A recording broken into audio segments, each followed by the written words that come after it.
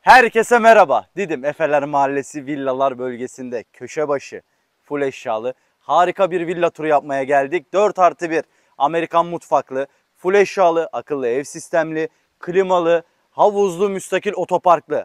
Villamız bol ekstralı, kaliteli bir villa. Köşe başı 250 metrekare brüt kullanım alanlı, 190 metrekare net kullanım alanı bulunan harika bir villa turu yapacağız. 8 istasyonlu otomatik çim sulama sistemli, jacuzzi'li, havuzlu, ateş çukurlu bölgenin en iyi villasını seyredeceksiniz. Fiyata videonun sonunda değineceğim.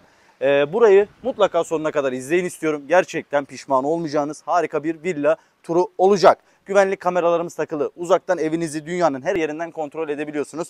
Aplikasyonu telefonunuza indirdiğiniz takdirde. Burada güzel bir ateş çukurumuz var. Peyzaj alanına ekstra masraflar yapıldı. Bakın tüm detaylara değineceğim. Burayı ben bir abime satmıştım. Tatilini yaptı fakat iş gereği artık buralara bir daha gelmeyecek. O yüzden tekrardan satıyoruz. Öyle masraflar yaptı ki bakın alınan her şeyin, yapılan her şeyin altta isimleri yazacak. O kadar çok şey var ki aklımda tutamayacağım için dedim ki alta da ekleyeceğim. Bundan dolayı burayı satacak. Kendine nasıl oturacaksa o şekilde dizayn etti burayı. Çok güzel, çok şık bir villa burası. Ateş çukurumuz var. Minderlerini yaptırabilirsiniz. Ortaya bunların bir ocakları var biliyorsunuz. Onlardan bırakabilirsiniz. Kışın da yaşayacaksanız burada güzel sohbetler içerisinde ailenizle oturabilirsiniz. Peyzaj alanına ekstra olarak 200 bin liranın üstünde masraf yapıldı. Ağaçlar ekildi. 5 tona yakın taşlar kullanıldı. Çakıl taşları. Bütün ağaçlar budandı. Tekrardan değiştirildi. Güvenlik kameraları en kaliteli sistemle takıldı. Gece görüşleri mevcut. Mobilyaların hepsi gerçekten çok kaliteli. Otomatik açılır kapımız. Zaten bir garajımız var. 4 tane jip aynı anda sığabiliyor. Öyle bir garaj. 610 metrekare. Normalde Efelerin en büyük arsa metrekareleri 500'dür. 600'lükler veya 700'lükler çok az olmakla birlikte nadiren bulunuyor. Fiyatları da çok yüksek. Bugün burada arsaların metrekare fiyatları 22-23 bin liraları geçti metrekare fiyatları arsaların. Bir de ortada maliyet var. Bir de buraya kendisine aldı. Bir masraf yapıldı. Zaten içeriği göreceksiniz. Otomatik perdelerimiz var. Galeri boş olduğu için üst kısımlara ulaşamıyoruz. Bundan dolayı buraya ekstra masraflar yapıldı. Burada bir kobramız var. Havuzumuz gayet güzel. Bakın normal havuzlarla kıyaslamayın. İçerisindeki seramikler değişik. Ayrıyeten havuzumuz tuzlu su havuzlu. Buranın motorunda tuzlu su çalıştırma sistemi yapıldı.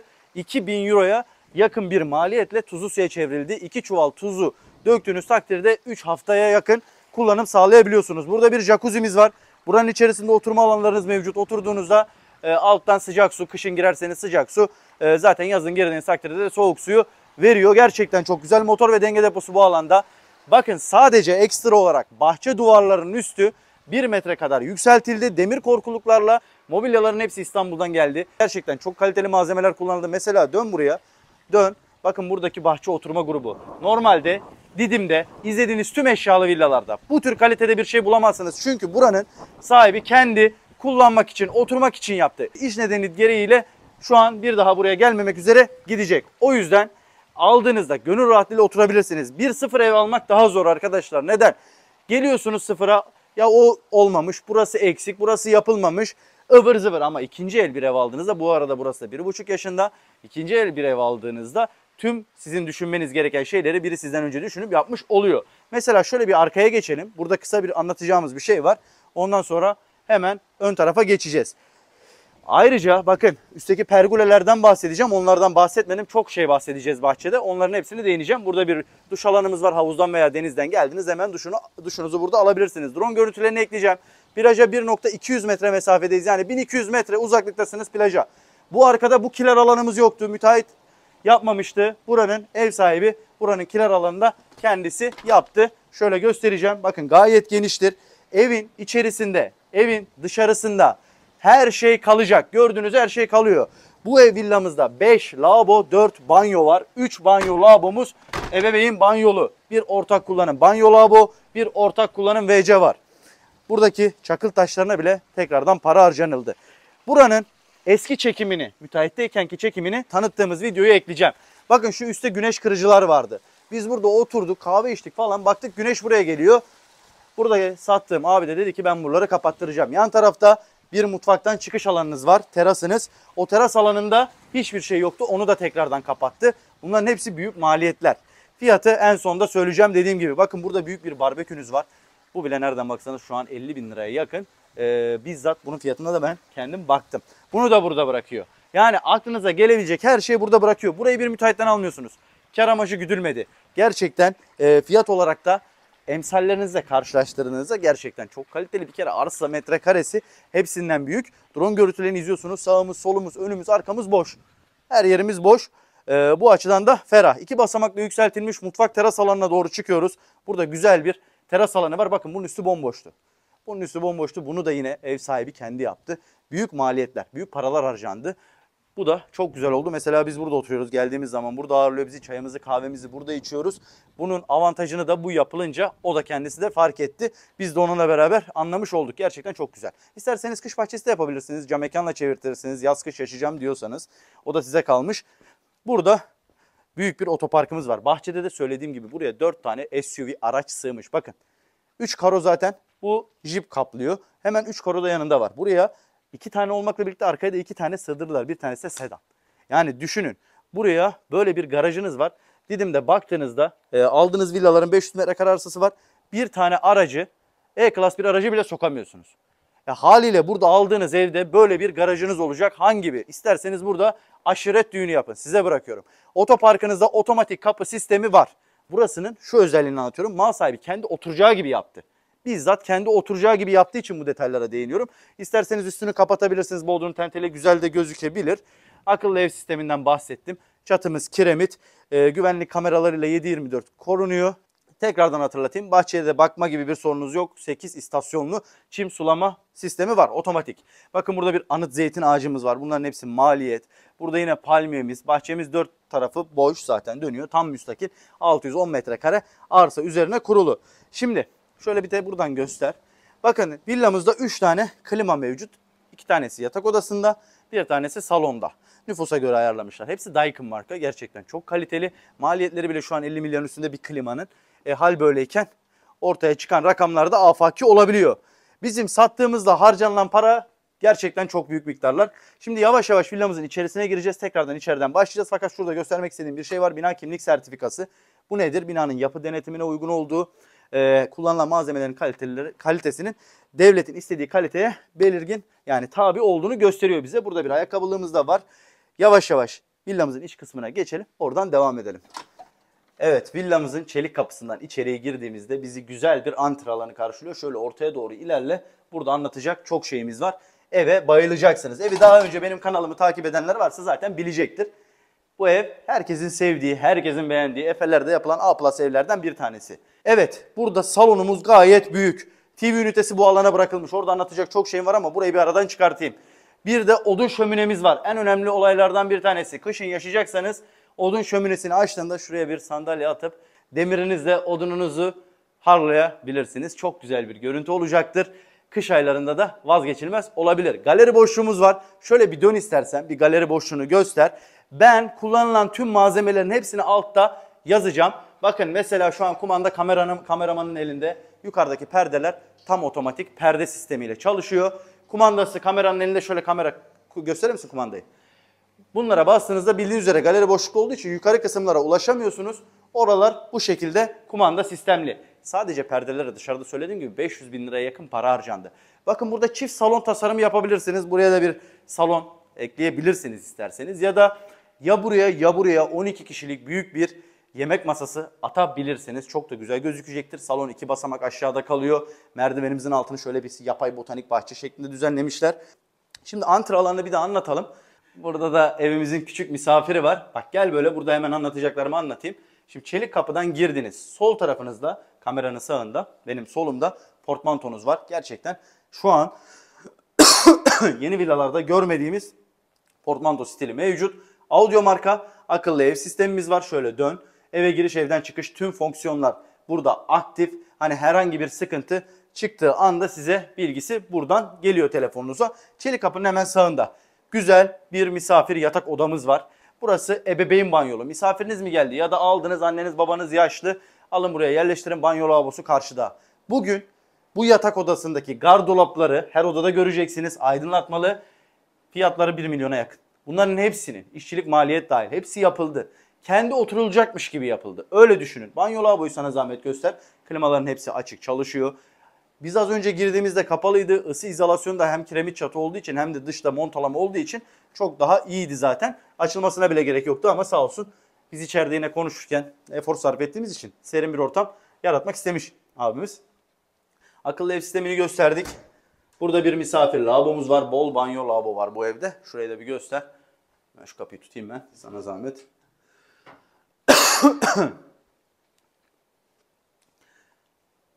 Evin her köşesi ayrı bir detaya sahip. Ayrı bir güzelliğe sahip. Mesela şöyle bir döner misin sana zahmet? Bakın mutfağın hemen çıkışında. Ben buraya ayrı mutfak derim normalde ama demeyeceğim. Amerikan mutfak diyorum. Önüne büyük bir yemek masası atabilirsiniz dedim. Bakın şunu da atlamayacağım. Siemens sebiliniz var. Gerçekten beyaz eşyalar da olsun, bunlar da olsun her şey A kalite. Buradaki vitrinler çok güzel. Gel böyle mutfak alanına girelim. Bakın bu mutfakta her şey değişti. Altta şu an yazılar yazıyor. Versace Gold porselen tezgah tekrardan buraya yenilendi. Bakın bunların hepsi kaldırıldı. Müteahhitin yaptıkları değil. Bunlar ev sahibinin yaptığı akıllı evye. Bakın gel böyle yaklaştır. Bir akıllı evyeyi göster. Bunu yine ev sahibi kendi yaptı. Burası 1,5 yaşında. Mal sahibinin kendi içine sindiği gibi dizaynını yaptığı bir ev. Bakın mesela. Şunları bir göster sana zahmet. Gel. Yani bunların hepsi içeriden tekrardan işlemden geçti. Buraya aslında biz verdikten bir ay kadar sonra hep bir tadilat gördü. Ne gibi tadilatlar? İşte böyle ihtiyaç gerektiren tadilatlar. Allah şükür evin kokarında, akarında, kokarında bir şey yoktu ama bu tür şeyleri ev sahibi kendi yaptı. Yani o yüzden diyorum size sıfır bir ev alıyorsanız her şeyi siz düşünmek zorundasınız. Bunları sizden önce biri düşündü, yaptı. Buzdolabımız hepsi Arçelik marka. Siemens ankastre setlerimiz var. Fırın ve mikrodalga. Buradaki zaten Arçelik bir kahve makinesi. Bunların hepsini söylüyorum size aklınızda bulunsun diye. Philips bir Airfry. Kettle'ınız, metalınız her şey gerçekten güzel. 5 parça, 5 bölmeli Siemens ocağınız da mevcut. Yine Siemens bir davlumbaz. Hareket sensörü, yangın alarmı, duman dedektörü hepsi mevcut. Yukarıdaki ray ya da led diyeyim ben size. Şerit led aydınlatmalar da eve farklı güzel bir hava katıyor. Şuradaki galeri boşluğun üzerine, altına daha doğrusu bence güzel bir yemek masası atılabilir. Oldukça da şık gözükecektir. Haksız mıyım? Çok güzel olur. Yani buraya güzel 12 kişilik bir yemek masası. Gel böyle mesela. Şuraya gel bir. Bakın ben bu villayı şimdi analar depreşti. 2 yıl önce tanıtırken şurada İtalyan bir ressamın sürrealist bir çalışmasıydı bu. Orijinal bir resim. Yelken bezinden yapılmış. Buraya kullanılmış. Müteahhit çok vizyonlu bir insandı. Öyle söyleyeyim. Çok güzel düşünmüş. Mesela antre boşunda merdivenden yukarıya çıkarken Ağrı Dağı'nın yine tepeden, uzaydan çekilmiş görüntüsünü görüyorsunuz. O da yine yelkenlerde kullanılan yelken bezi mi diyeyim artık. Onlardan yapılmış. Gerçekten çok güzel gözüküyor. Hani bu detaylar eve farklı bir hava katıyor. Bir de bu ince detaylar eve ekstra değerler de katıyor. 4+1 Amerikan mutfak, full eşyalı, akıllı ev sistemli, şömineli, yani klimalı her şey var. Ev çok lüks. Bak o bahsettiğim şey burası. O bahsettiğim şey burası. Gerçekten güzel gözüküyor. Şimdi sıralamayı şöyle yapalım en iyisi. En son bu odada bitirelim. O oda çok güzel çünkü.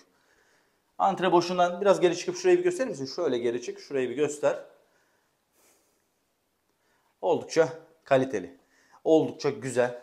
Mobilyalar kullanılmış. İç dizaynda paralar harcanmış. Bakın burada yine ebeveyn banyolu bir yatak odamız var. Banyo lavabolar çok ferah, çok geniş. Özellikle şu aynaların tepeye doğru dönmesi de eve hatta banyolara derinlik katıyor ekstra. Duşakabinimizin içerisi de çok güzel. Burada bir nişimiz de var. Her yerde otomatik panjurlarımız mevcut.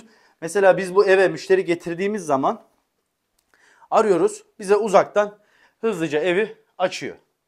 Açıyor. Biz hemen giriyoruz. Sonra diyoruz ki abi çıktık, kapatabilirsin. Şöyle çeker misin şuradan? Şimdi burası çocuk odası. 2 tane kardeşimiz var. Onların yatak odası. Televizyonları bırakılmış. Gördüğünüz her şey kalıyor. Sadece eşyalar, özel eşyalar alıp çıkılıyor. Evde en büyük kullanılan dolaplardan bir tanesi bu. En büyüğü hatta. Bunların maliyetleri çok yüksek. Her odada yangın alarmı yani duman dedektörü mevcut. Fan coil ısıtma altyapı sistemi var. Kullanılmadı. Burada klimayla idare ediyoruz. Çünkü Didim'de kış yok. Kış yok, daha çok yaz olduğu için. Burada klimayı açtınız mı yeterli oluyor. Burada büyük bir yatak odamız daha var. Yatak başı aydınlatmalarımız gayet güzel. Yataklarımızın hepsi A+ kalitede. Her şey olması gerektiği gibi burada bir, sana zahmet burayı da gösterelim. Balkonumuz var. Sinekliklerimiz takılı. Sineklikler bile 50.000 liraya yakın para tuttu. Hani bunlar bile ufacık devede kulak kalacak şeyler bile büyük miktarda paralar gerektiriyor. Burada da yine bir gardırobumuz, yine ışıklı olması gerektiği gibi A kalite Çok geniş. Bakın bu evlerin laminantını bile biz değiştirdik. Laminantın süpürgelikleri olsun, çoğu şeyleri biz kendimiz değiştirdik beğenmediğimiz için. Yani bu evi alan kişi gelecek, gönül rahatlığıyla oturacak. Hiç kimseyle, hiçbir şekilde, hiçbir ustayla karşılaşmadan evde yaşamını idame ettirecek. LG bir çamaşır makinamız var, gayet kaliteli. Buraya ne bırakmışlar? Evet, burada kirli sepeti falan, onlar bu alana bırakılmış. Toplamda kaç banyo gördük biz ya? Yani bu şu an gördüğümüz galiba 4. banyo lavabo. Bir tane daha kaldı. Toplamda 5 lavabo, 4 banyomuz var bu evde. Hani nüfustan fazla banyo lavabo var burada. Geldik son yatak odamıza. Son yatak odamız en güzel yatak odamız. Öyle söyleyelim. Her odada klimamız takılı. Klimalarımızın kumandaları hepsi duvarlara sabitlenmiş. Bakın benim en sevdiğim oda bu. Şöyle bir yere geç köşeye, şu alanı göster. Kafanı çarpma. Şu gardıropları falan artık çok anlattım zaten ama bakar mısınız şuraya? Bakın arkanız boş. Salon alanını görebiliyorsunuz. Aşağıdan sizi göremiyorlar çünkü filmli bir cam sistemi var. Burada durduğunuzda uzanıyorsunuz. Filminizi izleyebilirsiniz. İsterseniz dev ekranlı bir televizyon takabilirsiniz. Taşıyor, herhangi bir sorun yok. Gardolaptan bahsetmiştim. Orada bir balkonumuz var. Bir banyo lavabomuz da burada var. Ebeveyn banyo lavabolu. En büyük yatak odamız da burası. Buradan direkt salon alanına hakimiz. Mesela sabah kalktınız. Eşiniz kahvaltı hazırlamış. Aşağıdan kontrolünü yapıp yukarıdan kontrolünü yapıp aşağı inebilirsiniz. Son olarak burada bir banyo lavabo var. Onu da bir göster.